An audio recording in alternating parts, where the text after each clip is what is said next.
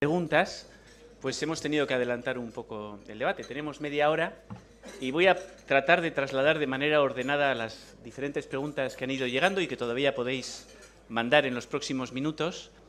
A Carlos, en primer lugar, agradecerle. Ya hemos comentado en la mesa que ha conseguido un doble efecto. Ha batido el récord de asistentes a este tipo de eventos.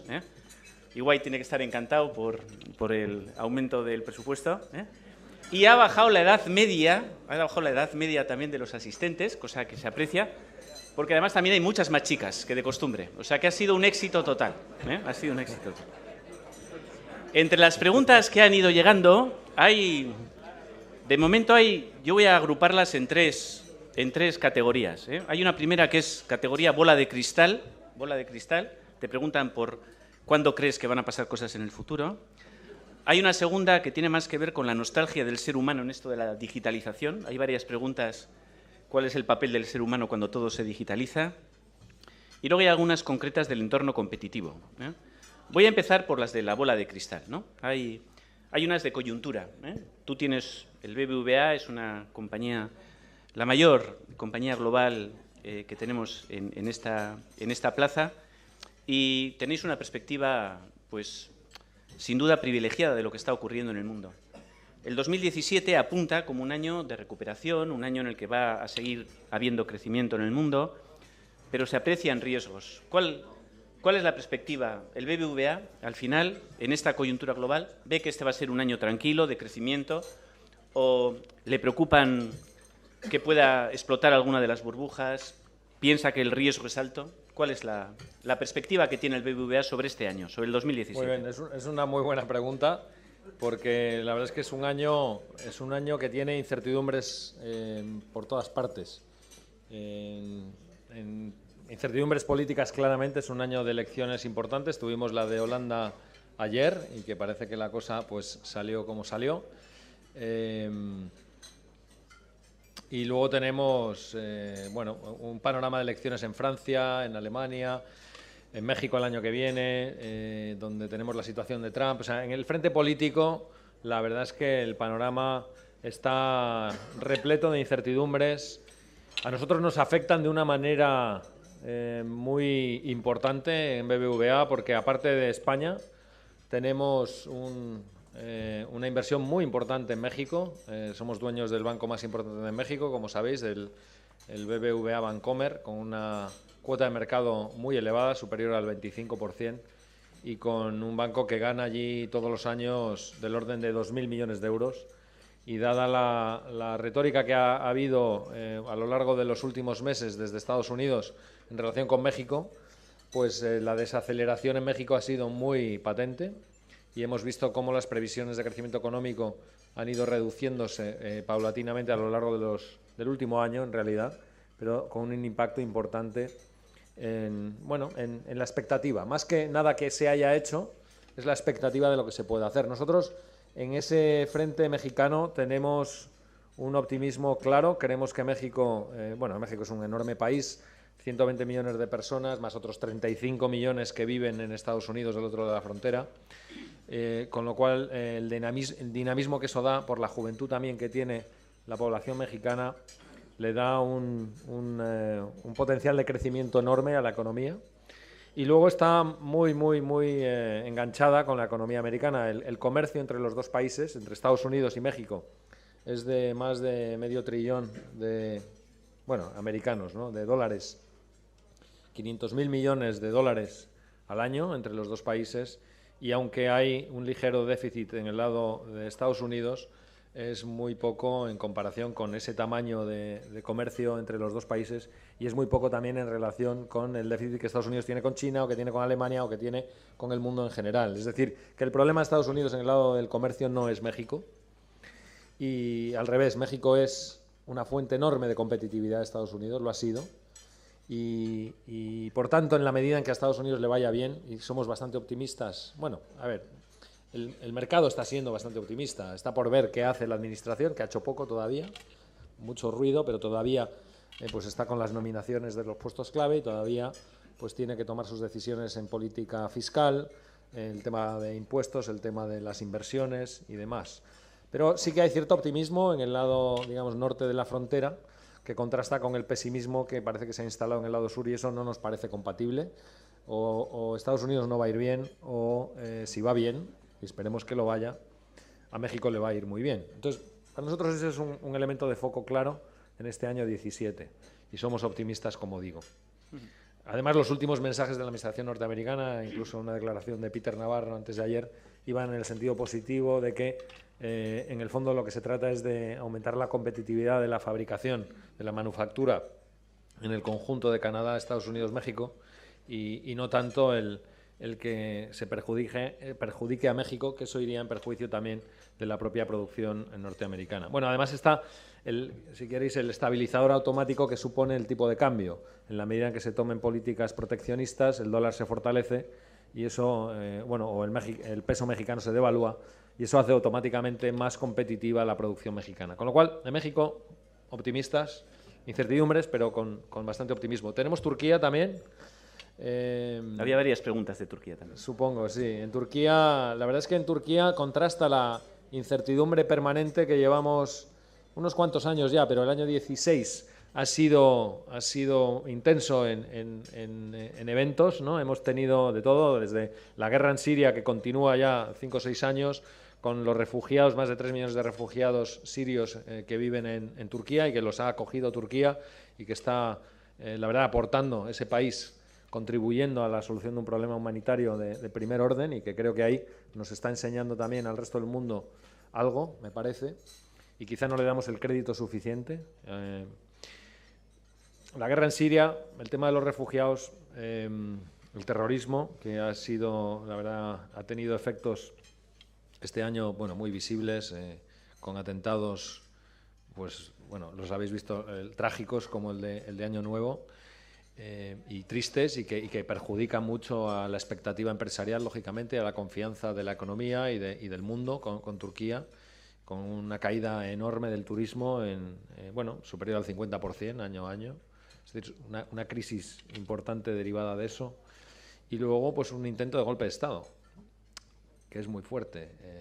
Un intento de golpe de Estado en un país de ese tamaño, y que tiene una democracia muy participativa, porque en las elecciones en Turquía participa una parte muy importante del electorado, y que ha derivado en un estado de emergencia que se critica mucho desde fuera, y muy pronto además, pero que también habría que pensar qué hubiera pasado en Francia, Alemania o en este país si hubiera habido un golpe de Estado, ¿no? Un intento de golpe de Estado. Bueno, con esto no trato de justificar nada ni a nadie, y yo creo que es bueno que se levante ese estado de emergencia cuanto antes, y creo que en la medida en que las cosas se vayan normalizando, eso se hará. Y hay una serie de cambios legislativos que van en marcha. Nosotros, contrasta esta situación intensa de eventos que nos añaden incertidumbre con la fortaleza económica, tanto de la economía en general como de los servicios financieros y de nuestro banco allí, de Guaranty, que es una joya absoluta. Es un banco tecnológicamente avanzado, es un banco que ha tenido un año récord, superando los presupuestos, el banco que más ha superado la previsión que teníamos a principio de año. Y eso es lo que nos ha llevado a aumentar nuestra participación en un 9,95%, invirtiendo 860 millones de euros hace un par de meses, aprovechando, o ni siquiera, no llega al par de meses, aprovechando la debilidad, digamos, derivada de las incertidumbres, que nos ha permitido hacer una inversión en unos precios que creemos que son atractivos. Con lo cual también tenemos una visión positiva, desde luego a largo plazo muy positiva con Turquía, y este año, si sale digamos, la cosa bien, se podría normalizar la situación, retirar y levantar el estado de emergencia, resolver la guerra en Siria con acuerdos entre Rusia, Irán, Estados Unidos y Turquía, y si ese camino se va avanzando, podemos ir a la normalidad.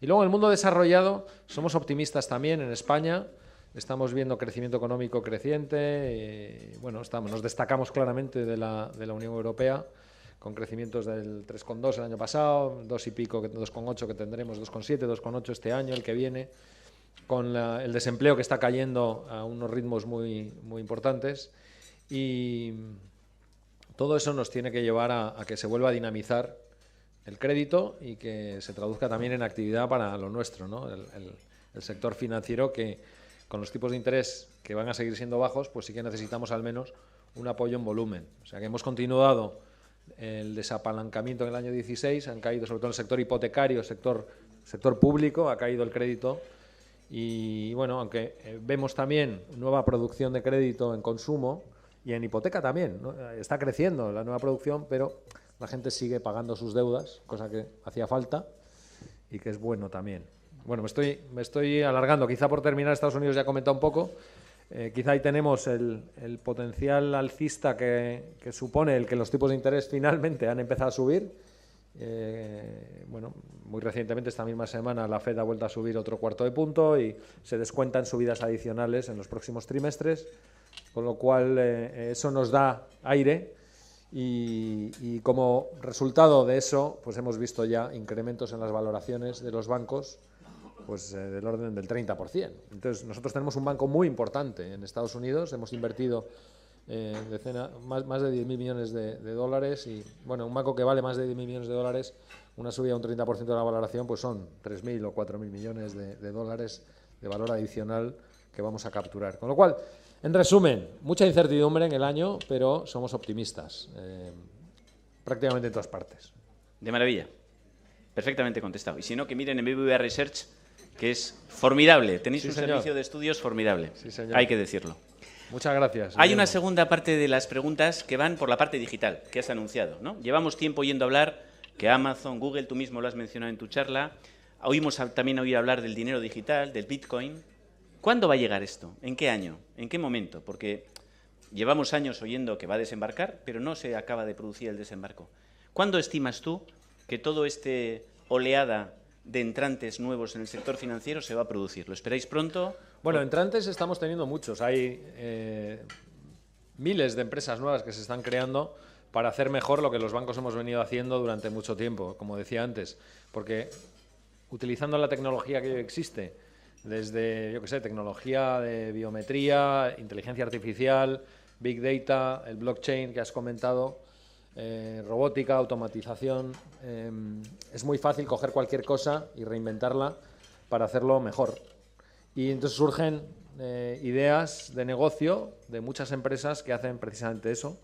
Eligen, lógicamente, donde hay más margen, entonces van directo a donde hay más margen y, bueno, lo rediseñan de una manera nueva. Y eso está generando ya es una realidad, una fragmentación, como decía antes, de lo que era una cadena de valor muy integrada de todos los bancos, bueno, pues haciéndolo todo, ¿no? BBVA, pues nosotros fabricamos nuestros productos y pues créditos consumo, hipotecas, cuentas corrientes, tarjetas de crédito, son fondos de inversión, productos BBVA, y los distribuimos y los vendemos a través de una red propia, redes propias fundamentalmente, tenemos algún canal tercero, pero en un porcentaje elevado a través de nuestros propios canales de distribución a clientes con marca propia y mantenemos las relaciones, es decir, muy integrado. Ese modo integrado nuestro y de toda la industria ya se está viendo afectado por nuevos entrantes. Hasta ahora lo que hemos visto es entradas muy verticales, muy enfocadas, es muy fácil hacer una cosa bien, es difícil hacerlas todas bien. Entonces estos nuevos entrantes vienen con esa óptica de voy a coger pues eso, la compraventa de valores y voy a hacerlo de tal manera que voy a reducir el coste a cero. Pues sí, pues hay jugadores que lo hacen así y ganan dinero porque su modelo de negocio es otro, vendiendo los datos, etcétera. Eso ya está pasando. Lo que creo que pronto llegará es jugadores que traten de desarrollar propuestas de valor parecidas a las que describí al principio, de aprovechar los datos y utilizando inteligencia artificial, ayudando a las personas o a las empresas a resolver los problemas más serios que tienen que ver con las decisiones en torno al dinero, creo yo. La planificación, que es un problema porque hay que tener conocimiento financiero para planificar una vida financiera. La vida es muy larga y es muy complicado planificarla. Hay que tener conocimientos, requiere esfuerzo. Y luego lo más difícil que es que hay que ejecutar el plan. Entonces no se trata solo de planificar, sino de ejecución. La ejecución es como cuando hacemos dieta, pues no se trata, hay que saber un poco qué comer, qué no comer y tener sus trucos. Pero la clave luego es en la ejecución y la tentación es constante, ¿no? La tentación de comer, la tentación de gastar, ¿no? De gastar por encima de las posibilidades. Por coger, digamos, el ejemplo más inmediato de lo que pueden ser los problemas financieros de las personas que no llegan a fin de mes, ¿no? Pues por más que te planifiques y trates de beta, al final, cuesta porque es difícil seguir un plan. Entonces, en la planificación de toda la vida o del mes, complicado. En la ejecución más y luego en el seguimiento, en el monitoreo también. Todo el círculo ese, creo que estamos necesitados de soluciones. Y creo que ahí sí que van a venir pronto, aprovechando también el empuje regulatorio que describía, que se abren los datos. No solo se abren los datos, se abre la posibilidad de que un tercero inicie transacciones.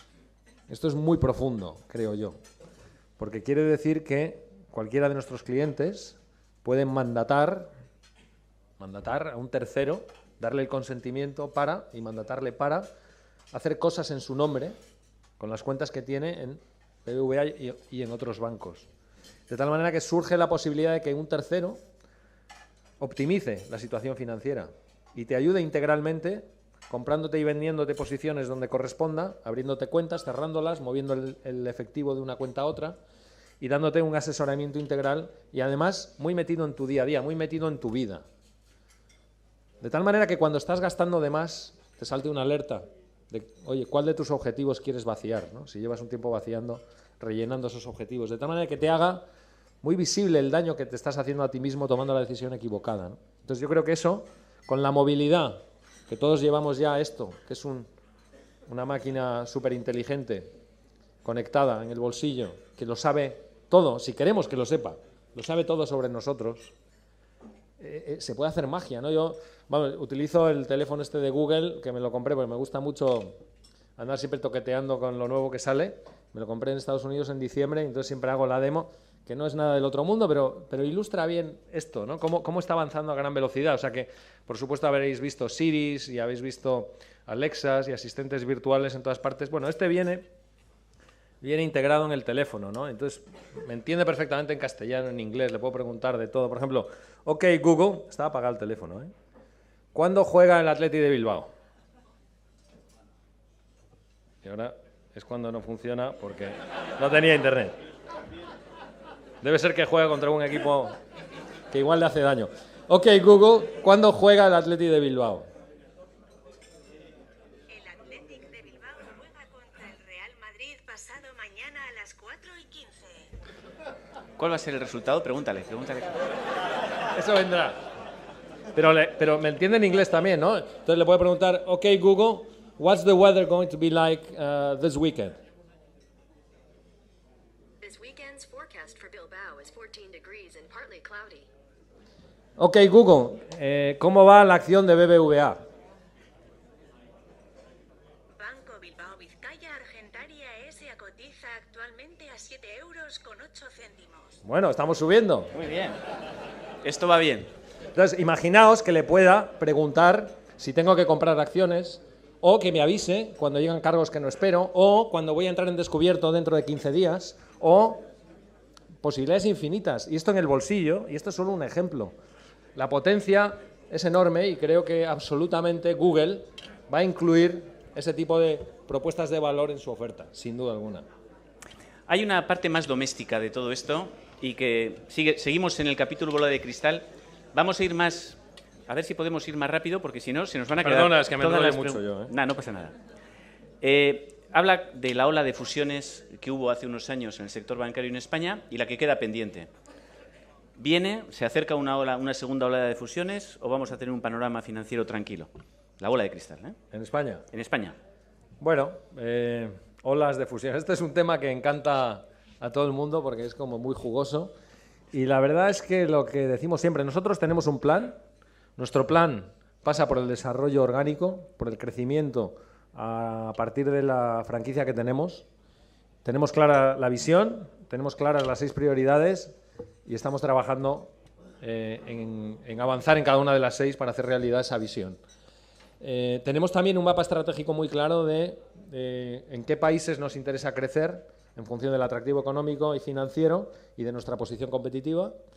Y en esos países donde nos puede interesar crecer, no estamos activamente buscando operaciones porque los bancos no se compran, se venden, pero cuando surgen oportunidades, pues las miramos y si tienen sentido los números, el encaje estratégico es un filtro previo, si luego tienen encaje los números, pues podemos intentar que se hagan, ¿no? Y eso es lo único en realidad en lo que pensamos. Yo creo que el hacer predicciones de qué puede pasar en cuanto a olas de fusiones o no es un poco inútil, ¿nos parece? Bueno, es muy jugoso como tema de conversación, pero nada más allá. Yo creo que, bueno, pues hay mucha noticia en prensa de un par de instituciones en España.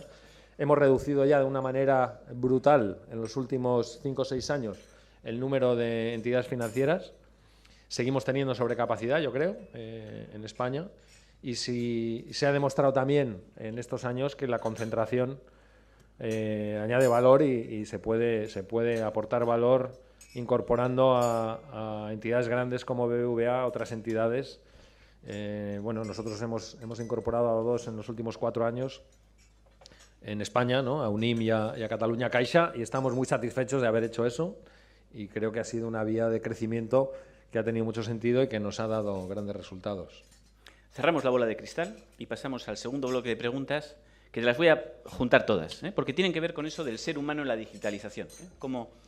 Porque hay una parte oscura de la digitalización que es la pérdida de empleo y las personas que no acaban de reciclarse, que no acaban de encontrar su camino en esta digitalización, a partir de cierta edad más complicado todavía. Y hay una segunda parte que tiene que ver, tú has hablado mucho de la confianza, de la importancia de la confianza. ¿Cómo se genera la confianza humana en un mundo de robots y de máquinas? Donde al final el que te va a estar contestando es un robot. Esas 2 preguntas. Esta última es más fácil, pero yo creo que es más fácil desarrollar confianza en un mundo de robots, porque el robot no tiene riesgo de conducta. Y nosotros, bueno, hemos visto que ha habido incidentes. O sea, habría riesgo de conducta en la medida en que está programado para hacer las cosas mal, pero eso es mucho más fácil de controlar por parte de los gestores, por ejemplo, que el riesgo de conducta distribuido entre personas, que sabemos que las personas somos como somos y que a veces no hacemos todo lo bien las cosas que deberíamos hacerlo, ¿no? Entonces, es muy difícil controlar el riesgo de conducta en una organización grande, ¿no? Nosotros somos 140.000 personas en todo el mundo y siempre puede haber algunos de esos 140.000 que no hacen lo que deben hacer cuando están gestionando relaciones con cliente. Yo creo que es más difícil controlar eso así que en un mundo más automatizado, ¿no? Donde lo que está programado es lo que ocurre y la máquina no va a tener tentaciones de hacer otra cosa, ¿no? Y creo que, bueno, pues yo me fío mucho de que esta máquina sabe dónde estoy, porque, bueno, nos ha dado el tiempo en Bilbao y me avisa cuando tengo una reunión porque está leyendo mi calendario, etcétera, ¿no? Entonces, bueno, pues hay gente que no está tan cómoda con eso y, hombre, yo tengo mis precauciones también con el tema del ciberriesgo, que es una amenaza real. Hemos visto cómo se hackea a todo el mundo, incluida la administración americana o la propia CIA, ¿no? Con lo cual nadie está a salvo, no hay puerto seguro aquí, pero el valor añadido es enorme y creo que si tienes valor añadido y confías, al menos para determinadas cosas, es fácil que esa confianza vaya aumentando cuando ves que no hay ningún incidente de que hagan algo distinto de lo que tienen que estar haciendo, porque está todo automatizado. Al límite incluso lo podrías llevar a los smart contracts en el blockchain, ¿no? Ya me voy ahí un poco a la estratosfera de palabras, pero sí que se puede hasta automatizar las reglas de conducta del robot de tal manera que sean auditables por cualquiera, de que efectivamente se va a hacer lo que se dice que se va a hacer y nada distinto de eso. Y creo que eso puede añadir una confianza enorme, ¿no? El tema del empleo, mucho más complicado, porque en el fondo yo creo que es bueno. Bueno, hay un componente más psicológico del ser humano que igual necesitamos trabajar para de verdad realizarnos como personas, que ahí tengo también yo dudas de que el impacto de todo esto vaya a ser, bueno, que al final pueda ser negativo, ¿no? Porque perdemos algo. Pero un poco lo que iba a decir, que estoy yendo al revés. Creo que hay un elemento bueno, que es que en la medida en que las máquinas hagan trabajo, no lo tenemos que hacer las personas. Al límite no hay que trabajar, al límite nadie tiene que trabajar. Imaginemos un mundo en donde todo nos lo hacen las máquinas, absolutamente todo, solo es ocio, ¿no? Si tuviéramos ese mundo donde todos tuviéramos máquinas ayudándonos a hacer todo, pues no hay que trabajar. Tiene el componente psicológico que creo que es complicado, pero desde un punto de vista material económico esto no es algo malo, porque hemos eliminado todas las ineficiencias y nos requiere, digamos, un input. Podríamos estar liberando todo ese espacio para ocio o para asuntos más creativos donde igual las máquinas no llegan. No lo sé si llegarán algún día, ¿no? Pero parece que está más lejano y eso también puede ser otra vía de realización de las personas. Lo que creo también es que es imparable. Creo que el argumento de que no hay que hacer algo porque destruye empleo, creo que eso tiene también las patas cortas y creo que se va viendo con desarrollos de aplicaciones que nos ayudan a hacer las cosas tradicionales mejor, aunque con menos puestos de trabajo, pero que en el fondo añaden competitividad y eliminan costes. Con el camino yo creo que es imparable. Creo que tenemos la cuestión también del reparto en el camino. Es decir, que el mundo que he descrito, ideal, donde no hay que trabajar, las máquinas nos sirven a todos. El problema sería que solamente sirvieran a algunos, porque entonces no hay trabajo y no todos tenemos, digamos, las ventajas de que las máquinas nos sirvan, ¿no? Y eso al final nos llevará a un mundo donde la distribución de la riqueza se convertirá en clave, en clave. Y yo creo que lo estamos viendo. El auge de los populismos quizá tiene que ver en que los síntomas de que la digitalización, la robotización, la automatización hacen que se pierda empleo, como no va acompañado del todo con una distribución de la riqueza y de los beneficios de esa digitalización, pues lleva a esa desazón que estamos viendo y al auge de los populismos, ¿no?